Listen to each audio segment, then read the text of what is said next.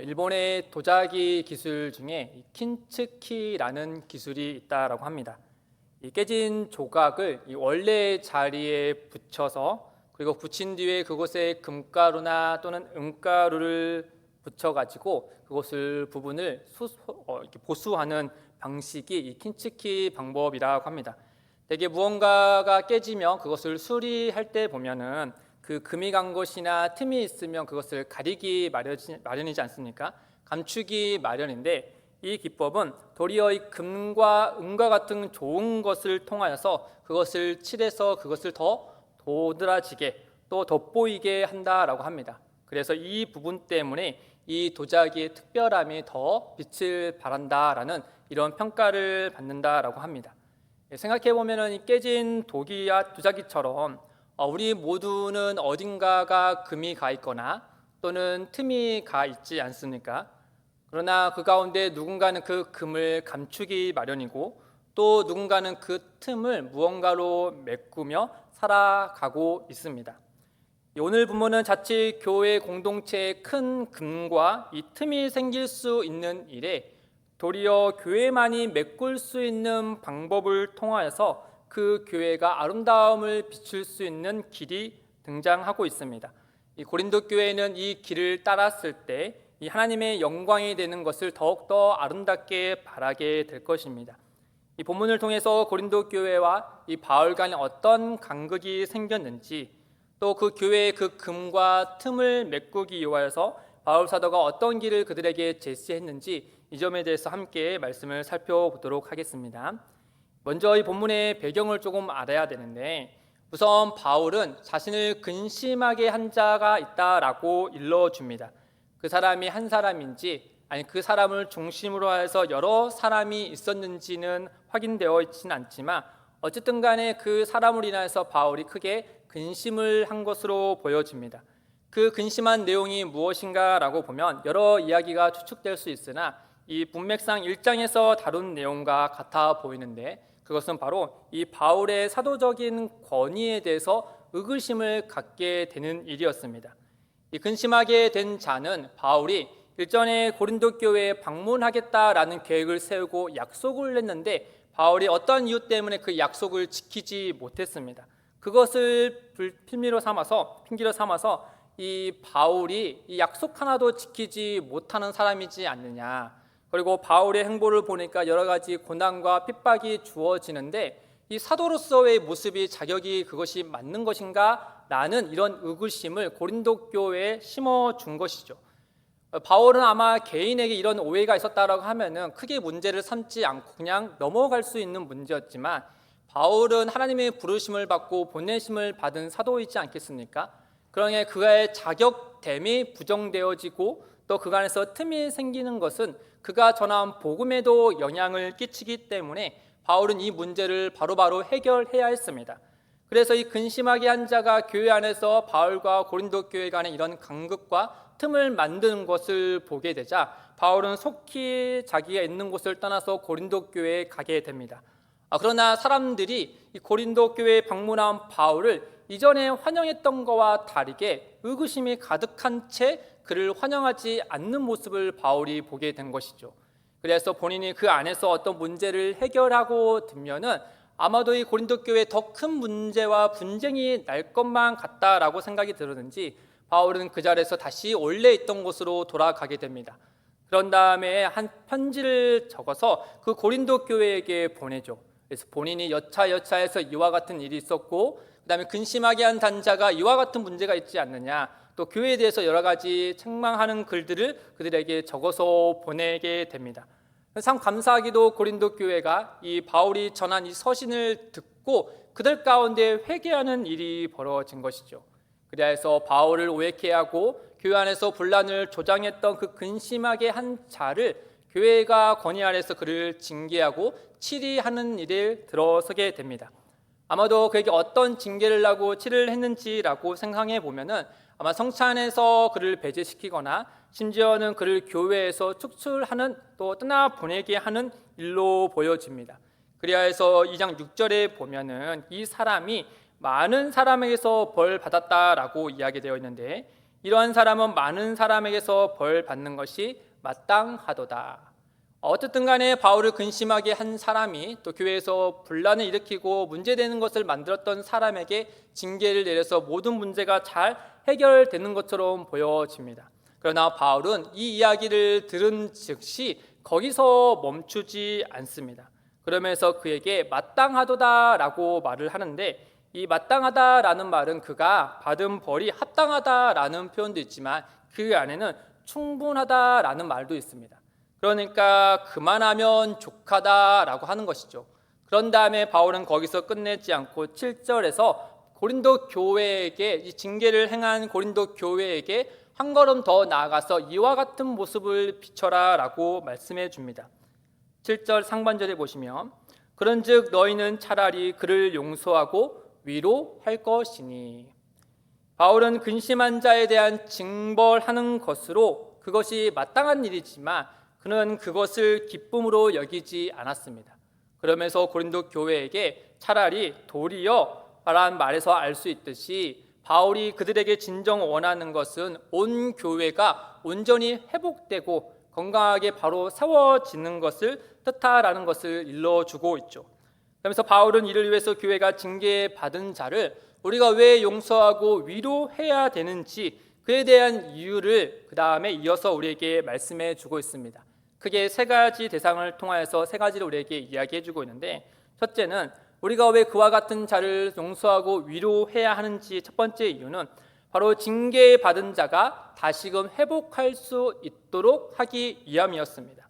7절 하반절에 보시면 그가 너무 많은 근심에 잠길까 두려워하노라. 징계받는 일이 마땅하지만 또 그와 같은 일을 행했지만 그와 동시에 그 징계받는 사람에 대해서 걱정하는 마음을 비춰준 것이죠. 여기서 잠길까라는 표현은 마치 동물에게 어떤 먹잇감을 삼키게 되는, 또 파도와 심각한 물결에서 무언가 끌려 들어가는 그런 표현입니다.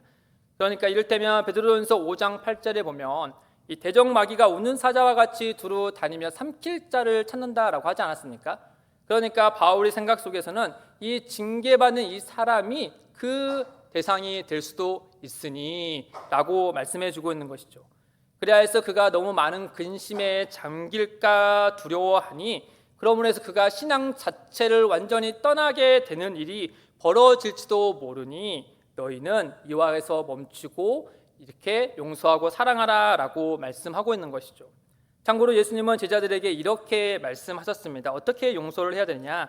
누가복음 17장 3절과 4절 말씀 보시면 너희는 스스로 조심하라. 만일 내 형제가 죄를 범하거든 경고하고 회개하거든 용서하라. 만일 하루에 7번이라도 내가 죄를 짓고 7번 내게 돌아와 내가 회개하노라 하거든 너는 용서하라 하시더라. 바울은 비록 징계를 받았더라도 그가 교회가 행하는 징계의 목적이 그 사람의 그 영혼이 잘 되는 것에 있기 때문에 바울은 거기서 그가 징계받는 것으로 끝나는 것이 아니라 이제는 그를 용서하고 위로하라. 그래야 스승적으로 사랑을 나타내라 라고 말씀합니다. 8절에 보시면 그러므로 너희를 권하노니 사랑을 그들에게 나타내라. 다들 아시듯이 누군가를 훈계하는 일은 참 어려운 일입니다. 우리의 훈계가 어느 선에서 지나게 되면 또 그것을 지나치게 되면 훈계의 목적이 사람을 바르게 하고 또 올바르게 하고 살리는 데서 벗어나서 그 사람은 어느 순간에 파괴하게 되고 관계를 다시금 회복할 수 없을 정도로 완전히 망가뜨리게 되는 그런 일로 되기 때문입니다. 그렇기 때문에 바울은 징계와 이 훈계의 목적이 그 영혼이 잘됨에 있는 것인 만큼 너희는 이 자리에서 그 징계 이후에 진심 어린 용서와 위로를 통하여서 이전에 행했던 이 징계조차도 사랑으로서 시작한 것이다.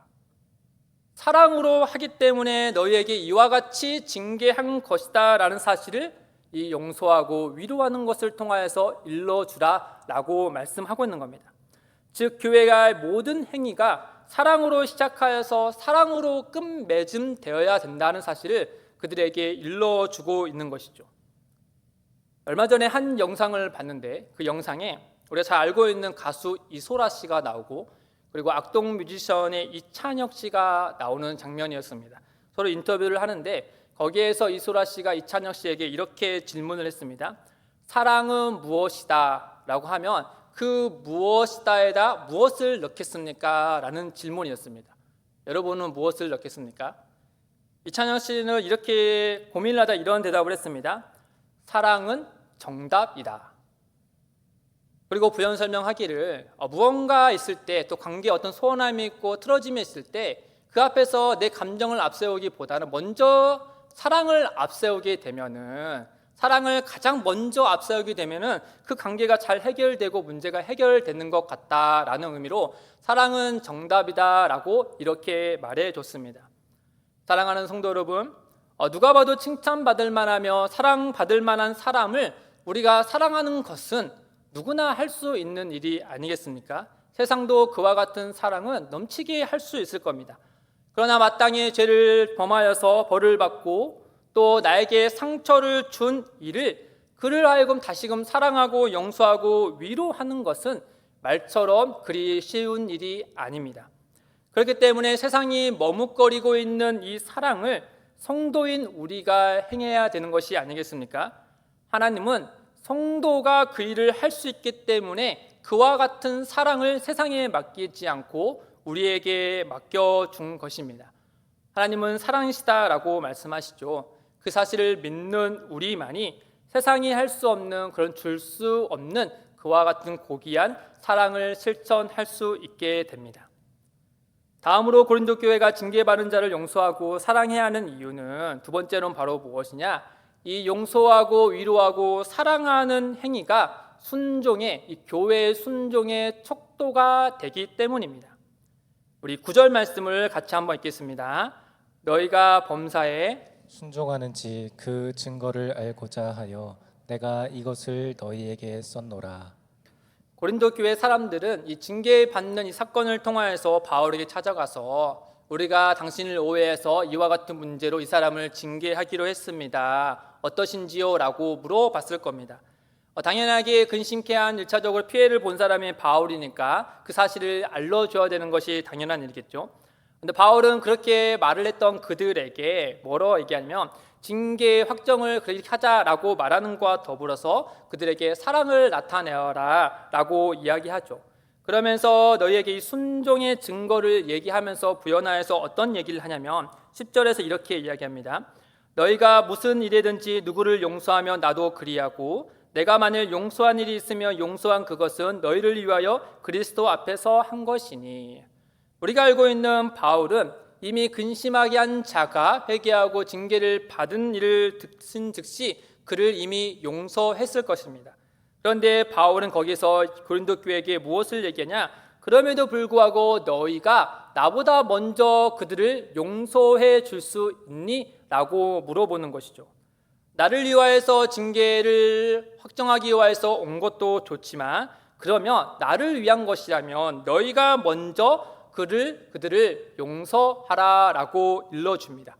그러면서 내가 너희를 용서한 것은 너희를 위하여서 그리스도 앞에서 행한 것이다 라고 하면서 그리스도께서 무엇을 하셨는지를 기억하도록 그들에게 일러줍니다. 그리스도 앞에서라는 말은 말 그대로 그리스도 예수 앞에서, 그러니까 그분의 얼굴 앞에서, 그분이 보는 앞에서 그를 용서하라라는 뜻이죠. 다시 말하면 그리스도 앞에서 우리가 그리스도의 얼굴을 한번 보고 그 안에서 나라는 존재를 한번 생각해 보라는 뜻입니다. 나도 영원한 징계를 받아서 영원한 멸망으로 빠질 수밖에 없는 그런 존재였지만 하나님께서 예수 그리스도를 통하여서 우리에게 손 내미시고 사랑하시고 용서해 주셨기 때문에 우리가 이 자리에 있는 것이 아니겠니? 나도 그렇고 너희도 그런 것이 아니겠니? 그러니 그리스도 안에서 우리 또한 그들을 예수님과 같이 사랑하고 용서하고 위로하자라고 말씀하고 있는 것이죠. 그래야 해서 이 통일을 통하여서 그리스도께 순종하자라고 말씀해 주고 있는 겁니다. 사랑을 순종 위에 올려두고 있는 것이죠. 결국엔 그리스도께서 징계받아 마땅한 우리를 용서하시고 사랑하신 것과 같이 또 그리스도께서 서로 사랑하라고 말씀하신 바를 순종할 것을 그들에게 일러주고 있는 것이죠. 고린도서 3장 13절과 14절에는 이렇게 말씀합니다. 누가 누구에게 불만이 있거든 서로 용납하여 피차 용서하되 주께서 너희를 용서하신 것 같이 너희도 그리하고 이 모든 것 위에 사랑을 더하라. 이는 온전하게 매는 띠니라.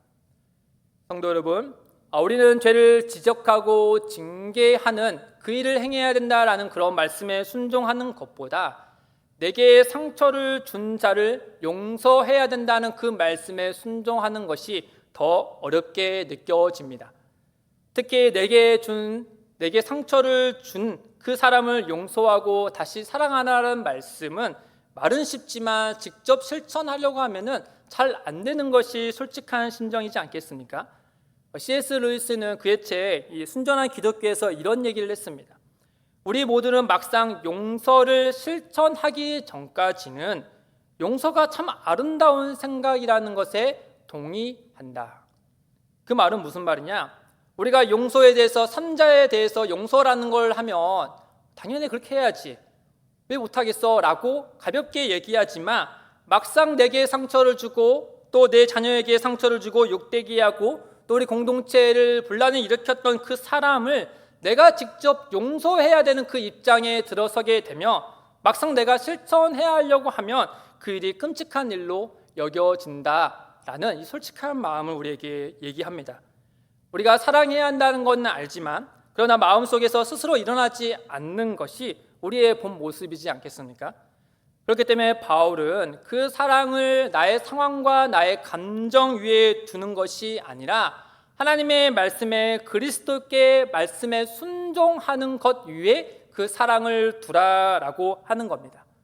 그래야 해서 순종의 본이 되신 예수 그리스도를 따름으로 그분과 같이 사랑하라라고 말씀하고 있는 거죠. 교회의 참된 건강은 얼마나 잘못된 것에, 엄격한 죄에 대해서 단죄하는 것에 달려있지 않고 하나님의 말씀에 어디까지 용서하고 사랑할 수 있는가 하는 이 순종의 분량에 그 교회의 건강함이 달려있을 것입니다. 우리 교회도 그와 같은 교회가 되기를 간절히 바랍니다. 마지막으로 우리가 징계받은 자를 다시 사랑해야 된 이유로 바울 사도가 제시한 것은 이 일을 통하여서 우리가 사탄에게 속아 넘어가지 않게 하기 위함입니다. 11절에 보시면 이는 우리로 사탄에게 속지 않게 하려 함이라 우리는 그 계책을 알지 못하는 바가 아니로다. 교회가 징계받고 다시금 회개한 자를 용서하고 위로하지 않으면 또 사랑하지 않으면 사탄이 그 틈을 파고 들어와서 교회를 더욱 속이려 든다라는 점을 일러주고 있는 것이죠. 생각해보면 사탄은 징계받은 자와 또 징계한 교회를 속이려 들려 하지 않겠습니까? 삼키려 하지 않겠습니까? 먼저 징계받은 자에게 이렇게 얘기할 겁니다. 이제 너는 하나님으로부터 완전히 버림을 받았어 라고 속이려 하지 않겠습니까? 그리고 하나님을 오해케 하고 교회를 대적하도록 하게 만들 것입니다. 또 아울러 교회에게는 스스로 잘했다는 인식을 갖게 해서 마치 자신들은 죄가 없는 듯한 착각을 불러일으킬 것이고 모든 화살이 징계받는 자에게 향하고 있으니 화를 쥔 우리들은 깨끗하다라고 여기고 착각하게 만들 것입니다. 우리 모두 다 동일한 죄인임에도 불구하고 말이죠. 결국 사탄은 처음부터 끝까지 무엇을 하느냐? 이 교회의 갈라진 틈을 놓치지 않고 그 사이에 파고들어서 그 모든 가정 가운데 그리스도 예수를 생각하지 못하게 합니다. 다른 말로 하면 그리스도 예수께서 우리를 위하여서 교회를 위하여서 행하신 그 일을 그는 감춥니다. 그렇기 때문에 바울은 끝으로 이 징계받은 자와 징계한 교회 그리고 바울까지 포함해서 우리 모두는 서로 용서하고 사랑하여서 이 사탄의 속임으로부터 우리는 방어해야 된다라고 일러주고 있는 것이죠. 그러면서 끝으로 이야기를 우리는 그 사탄의 계책을 알지 못하는 바가 아니로다. 우리는 알고 있다라고 하는 거죠. 그러니 사탄이 교회를 무너뜨리는 방법을 잘 아는 것처럼 우리도 사탄의 기략을 알고 있지 않는가. 그러니 그것을 무기 삼아서 그 틈을 사탄에게 내어주는 것이 아니라 그리스도의 사랑을 본받아 그것을 메꾸어 하나님께 영광을 드리고 더 건강한 교회로서 세움을 받기를 바란다라고 그들에게 일러주고 있는 겁니다. 말씀을 맺겠습니다. 우리는 세 가지를 배웠습니다. 우리가 징계한 자를 용서해야 되는 이유, 그리고 교회가 순종함으로 더 사랑을 해야 한다는 이유, 그리고 사탄의 속임을 받지 않아야 한다라는 것을 배웠습니다. 우리 어른들이 이런 얘기를 하지 않습니까? 아이들은 싸우면서 자란다라는 말이죠. 교회는 죄인들이 모인 곳입니다. 그렇기 때문에 교회 안에 어떤 분란과 투쟁과 또 분쟁이 없는 것은 있을 수 없는 일입니다. 항상 그와 같은 일이 있고 어떤 상황만 만들어지면 그것들은 어느 순간에 교회를 집어삼키려 될 것입니다. 그러나 아시겠지만 교회는 이 죄인들의 모임뿐만 아니라 그리스도 예수 안에서 새롭게 된 의인들의 모임이기도 합니다. 그렇기 때문에 그리스도 안에서 우리는 서로 용서할 수 있고 위로할 수 있고 주님의 말씀에 순종하여 사랑할 수 있는 이들이다라고 하는 것이죠. 그렇기 때문에 우리는 그 틈이 벌어졌을 때 우리는 선택을 해야 됩니다. 죄인으로 남을지 아니면 그리스도 예수를 사랑하는 그분을 따르는 성도로서 의인으로 남을지 말입니다. 성도 여러분, 이 킨츠키 기범으로 새로 탄생한 멋진 도자기처럼 우리가 용서와 사랑으로 메어진 교회의 그 틈이야말로 세상에서 볼 수 없는 하나님의 영광을 바라는 것이 되지 않겠습니까? 그 틈대로 나와주면 참 보잘것없지만 그리스도의 사랑으로 그 틈을 메꾼다며 세상에서 누구도 볼 수 없는 그 특별함과 또 하나님의 영광을 바라는 곳이 교회가 될 것입니다. 그 은혜의 기법을 기억하시고 우리 안에 혹시 깨어진 관계가 있거든, 또 우리 가정에 또 우리 속한 공동체에 어떤 틈이 생기거든 그 틈을 그대로 내버려 두어서 사탄에게 잠기게 내버려 두는 것이 아니라 우리가 그리스도의 사랑을 담아서 우리의 몸으로 우리의 말과 우리의 사랑의 행동으로 그 틈을 메꾸어서 하나님께 영광을 드리고 몸된 교회가 주 안에서 아름다워지기를 주님의 이름으로 소망합니다.